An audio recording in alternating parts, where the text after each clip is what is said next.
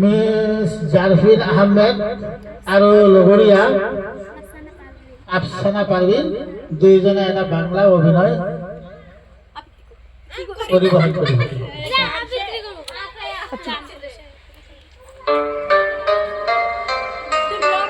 মা মিতালি কই যাস? মা আমি একটু বাজারে যাচ্ছি দুধ বিক্রি করতে। দিনকাল কিন্তু খুবই খারাপ, তাড়াতাড়ি চলে আসিস। আচ্ছা মা, ঠিক আছে।